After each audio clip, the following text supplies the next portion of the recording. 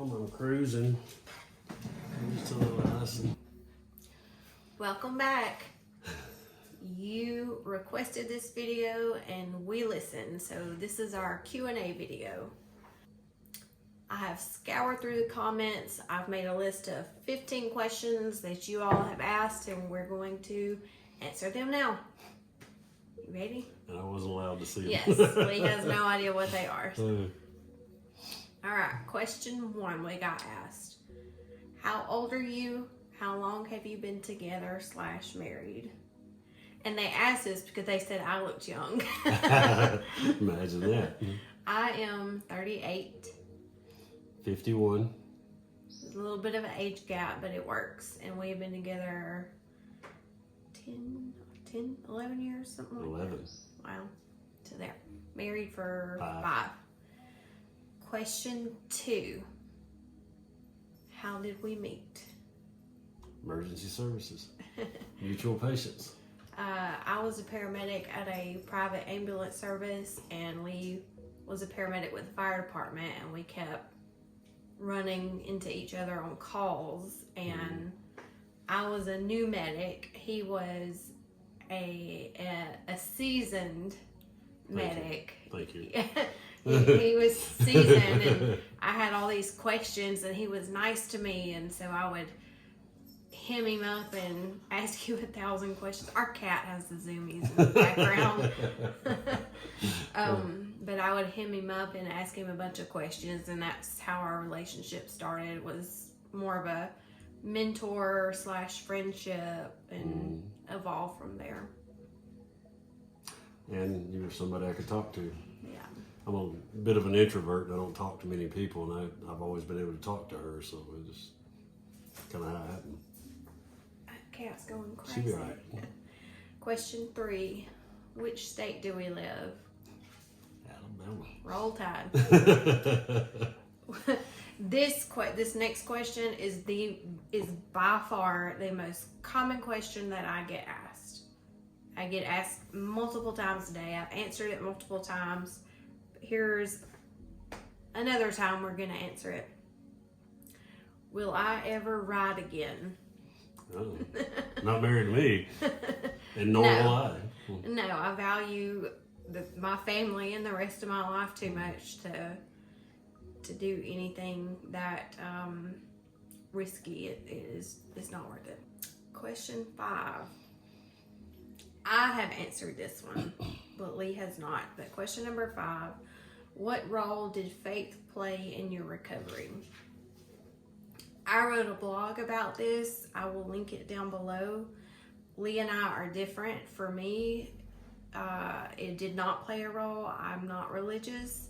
I have not been for 20 years. Well, maybe more like 15 years. And I draw strength from the love I have for my family and wanting to be there for them. But so I'll ask you, what role did your faith play in this for you? And in all honesty, that's what I will be. We're a couple that is kind of the definition of live and let live. She is not a woman of faith, but I am a man of faith. I stand heavy on my faith. I prayed long and hard the whole time she was in the hospital, and I still do. And it's not something we argue about or discuss often, but she knows where I stand, I know where she stands, and we are the definition of live and let live. But I stand heavy on my faith. We make it work. It's worked very well for us. We have a deep mutual respect for each other when it comes to that. So if we can make it work, y'all can make it work. Do not send me nasty comments. Having said that, I am a man of faith raised in church, and I stand on what I was raised. I was also Christy raised in church. was raised in church, but she also is well read and very studied. Having read and studied as much as she has, more than I have, I'm not going to argue with her about how she feels. She has her life. I have mine, and we have ours, and that's good enough for me. Love you. Me too. Okay, question 6. This is like a three in one. We don't have to spend a lot of time on it. Who's the cook?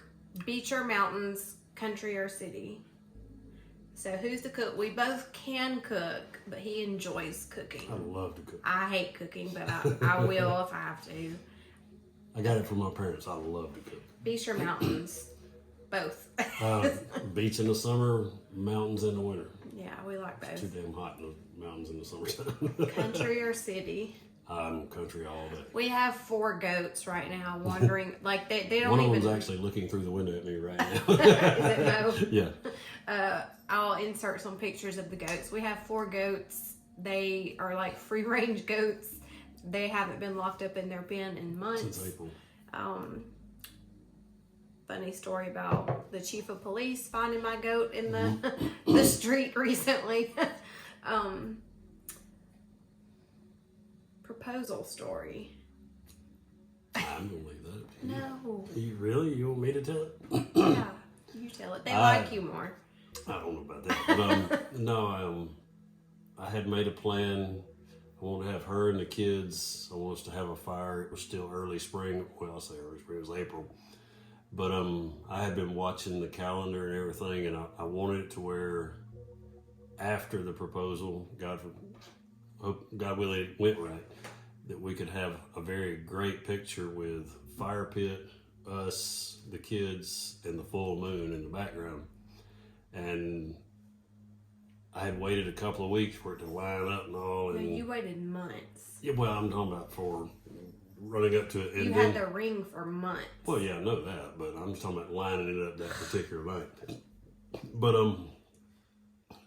leading up to that, I had a very brutal night at work the night before. I had not slept.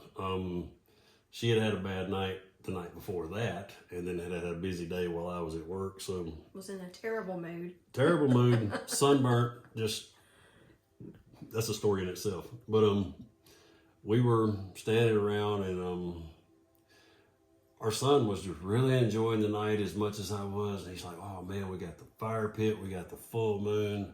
What could possibly make tonight better?" And I took a knee and opened that box, and Christy's got her back to me, going, "I don't know." And she told me something about she just wouldn't. And I said, "I can tell you what would make it better for me." I felt like such a ball. It worked out good though. You said yes. Yeah. So, and Gray Man cried. How long did you have that ring for? 5 months. He held my ring for 5 months. I was so mad when I found out he'd had that ring for 5 months before he gave it to me. Okay. What have been, and the question is, what have been your biggest relationship challenges? I'm assuming that means since the accident. What's been our biggest relationship challenge? Learning how to cope with how much better it is, because our life got oddly graciously better after the accident, because it's the appreciation of what we almost lost. Our relationship has always been great, but I would say we're the exception that this has brought us closer, in that what I've noticed more of a change in him than I have myself. The little things that used to bother him, he doesn't really dwell on anymore. I feel like we communicate better when we do. For me, I feel like when we have an issue or something that's becoming an issue, we're able to lay it down, walk away.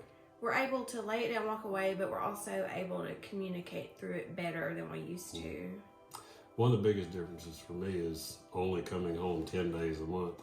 There's always something to do, something to keep life going with this much land and everything. That has much less priority now than it used to.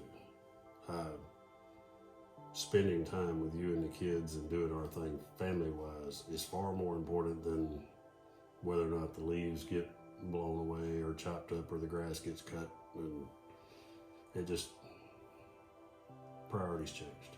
Yeah. I feel like our relationship is a lot stronger now. Somebody asked, what's your outlook on life after the accident?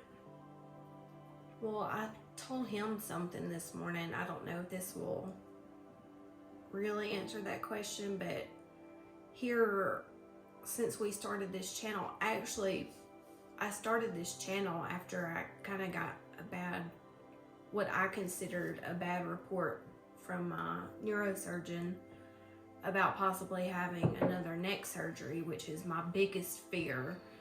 And it just started something in me that I had this feral need to make my life matter, to be productive, to distract myself, to keep myself busy, to feel like I had purpose. And that's kind of how this channel started.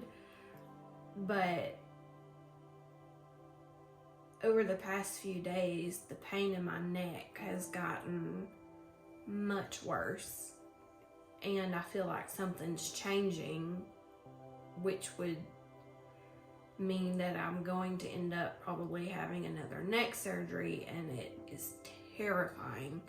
But I told him this morning, I had a thought yesterday that I guess it's good to be scared in a way, because it means you've got something to live for. You know, I want to be present, and I want to be with my family, and so I don't know if that answers the question, but do you have anything on that? And tell me the question again. The question was, what's your outlook on life after the accident? Unbelievably optimistic and happy. We've always had a beautiful relationship and done very well together. But to come through something like we did and do it as well as we did together and come out on the other side feeling closer than we ever did makes me feel 100% confident that we're in this for the duration. Oh yeah. And it's better now than it was 11 years ago, and that's saying something. So that's just great. The love is stronger. Absolutely. But life is harder. You're here today, you'll be here tomorrow. I'm good. How limited is your range of motion with your neck? Very. You gonna show them? Yeah. So that's as far as I go left. That's as far as I go right. I have better movement up and down, but I don't really. It's your rotation. I don't have much side to side. Driving is an adventure. It'll surprise you when she turns sideways in the seat, stops and look at you. It's surprising. What has your recovery been like? Any PTSD? Well, the recovery is still very much ongoing. I have a knee surgery coming up in less than 2 weeks. Yeah, December the 8th. And then I've possibly got this neck surgery up in the air. But it's been very physically painful. That's probably been my biggest obstacle, is just learning how to deal with constant, and I do mean constant, pain. Without opioids of any kind, I would love to add that in there. She has made sure to. You haven't had an opioid in 6 months? Since my Of any last kind? surgery. Nothing narcotic? Since my last surgery, which I think was in June. That's huge. That's a big deal. Are you still a paramedic? Technically, yes. She has a license. I have a license. Am I working as a paramedic? No. And I don't have any plans to ever work as a medic again. And my last 2 days were proof of the fact that she'll probably never be able to do that again, because had she been with me on my last 3 calls, it would have been bad. It's too physically demanding, and I can't work in that capacity anymore. I'd be surprised if you could step up in the truck now. Yeah, it would be really difficult.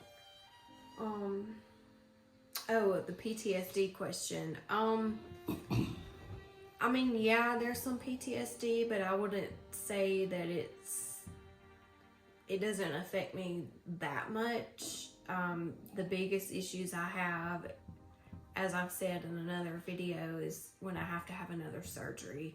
That triggers a lot of PTSD. You've only had two episodes where it was not involving an OR. It was going down the road at a curve. One of them was a gray man, and the other one was, I think you were by yourself. I've had a couple incidences in the car. My son was driving one time, and I was looking at my phone, and when I looked up, we were going into a curve on the left, similar to the one I wrecked, and I looked up, and it just took my breath away. I actually wrote a post on that on my blog. But just like little things, a few nightmares, but nothing major. And I'm in therapy. What does your day-to-day life look like? You busy little critter here lately. Well, I've been busy learning how to edit videos and working on YouTube, writing, but just to get a shower, put makeup on, and do my hair is a challenge. Still 2 hours, a little over. Especially now that I've had an increase of pain in my neck. I wasn't able to dry my own hair today. My daughter did, but I can do like light housework, like I can run our cordless vacuum and wash dishes, but I can't go more than an hour or two before I have to get in the recliner and rest my neck. Yeah, just a lot of neck pain. And the last question, what inspired you to start sharing your story? That's a question for you. I have an answer, but that's a question for you. Well, I remember when I was in ICU, I don't know, very shortly after my wreck, I remember looking at him saying, I'm going to write a book. I'm going to write a book. Because at the time, as a paramedic myself and experiencing what I was now experiencing, I had a lot of things I wanted to say. And I was adamant that I was going to write a book, and it kind of started from there. And then once I got home 3 months later, it's like my brain was empty, and I was like, what am I going to write a book about? And so slowly I started just on the blog. Someone suggested I start with a blog. That way I could just kind of write what I'm feeling at the time, and that's worked well for me. I enjoy the blog, but my blog is something like when I'm really in my feelings about something, I'll write in my blog. And maybe one day when the blog has more posts and the story, I feel like my story is not finished yet. We're still so early.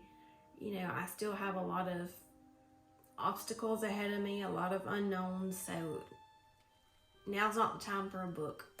But as far as sharing just my story, what inspired me, to be honest, was fear. Really, when I got the news from Dr. Godzik, I got scared. I got scared about my future, a possible neck surgery, and just I needed a distraction because I was that last visit really threw me, and I needed the distraction. And it gives me something to do and a connection with other people, with all of you. Like, I don't think I know anybody on here personally, but the comments have been so warm and comforting, and it really feels like a community.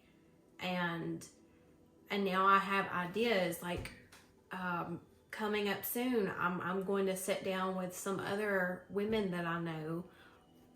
One I met as a paramedic, I ran her when she had a car accident, and she should not have survived. Now we're friends. And then I had my own accident, so we're going to sit down with her. I have another friend, same thing, ran her in a horrible car accident. So we're going to sit down and tell our, not my, but our stories and how we are trying to figure out life after a tragedy, a new normal, because everything we knew prior to that is now different. And my thing is, when you woke up the first time, before you were ever extubated initially, and you first started writing and everything, one of the very first things you started talking about is you wanted to write a book. Because you had a snippet from the other side of things to compare your 10, 12 years of pre-hospital care to. And it was only a snippet. It was only a few days and little bits, flashes from the accident itself. And you started telling all of your nurses and myself and everyone you knew about it, but the nurses were all like, that makes sense. The other side. This is what it looks like from the opposite side of what we do. And with 10 or 12 years of bad stuff to back it up with, working low income urban violent setting mixed in with super rural country setting where your average transport is 30 minutes to an hour, and you put that into seeing the other side from the patient standpoint, which is where she crashed in a super rural setting. So what little she's aware of, she saw it from the other side. So all of her caregivers and nurses and the paramedics that I know we've all talked about and her perspective of the other side should be a very interesting read if she's ever willing to do it. I just remember in those early days of being in the ICU, I had a lot I wanted to say and I couldn't say it. Because you would write for hours a day about what you wanted to do. All I could say was, or all I could write was, I'm going to write a book. I'm going to write a book. Because I just remember having so many things I wanted to say and I couldn't. And so it was highly repetitive, but it was wonderful because you always had even with the TV money, you had this great big old song. I'm going to write a book. Please do. So I really was talking over an ET2. Absolutely. Because clearly, that shouldn't be possible. When you get a chance to get Stacy on here, let Stacy tell you about it. If the cuff is inflated it's properly, not supposed to work. Yeah, I know. We all know that. I'd love for Stacy to tell that story. She tells it better than anyone. So anybody who thinks I'm making it up, I don't really remember doing it, but there you go. You were doing it when they finally let me in the ER, right after they put your halo on and you had the tube in. When I walked up to the bed, you said, "Hey, baby, I am so sorry." And everybody in that room turned and looked at you, and we're all thinking, all right, she needs some more air in her cuff. And you laid there and you talked to me the whole time. And I told her about it, all the family. When I got back outside, something ain't right. Because she was talking just to me, just, "Hey, baby, I'm sorry. I love you." And it's that's not supposed to be. You mentioned something at Thanksgiving I think it was at Thanksgiving about my tongue. Oh yeah.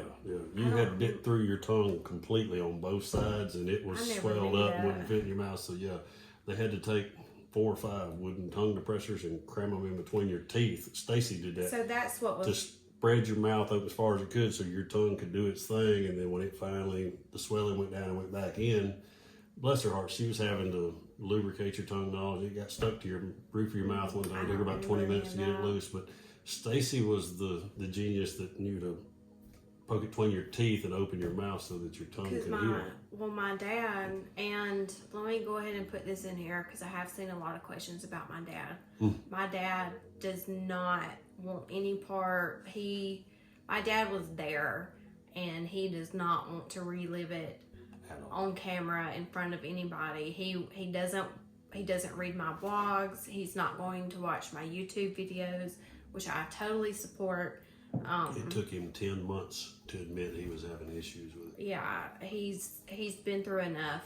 I'm not going to put him in a position to relive that.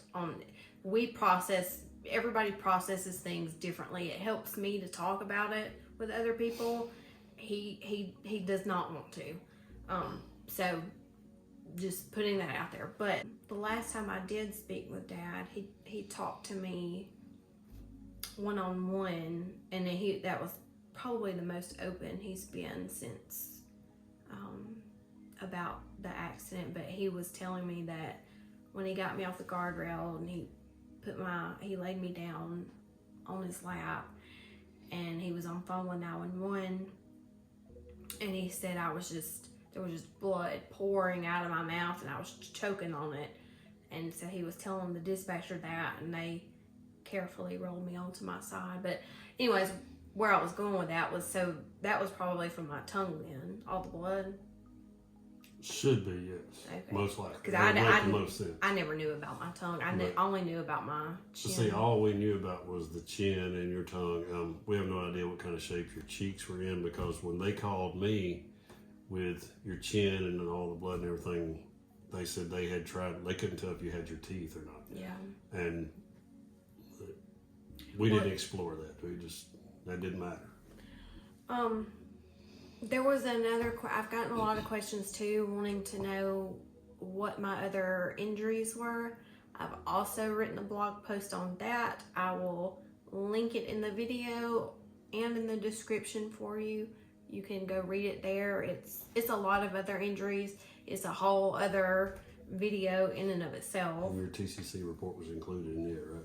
Yeah. Okay, that says it all. Yeah. Anything you don't understand, you can Google.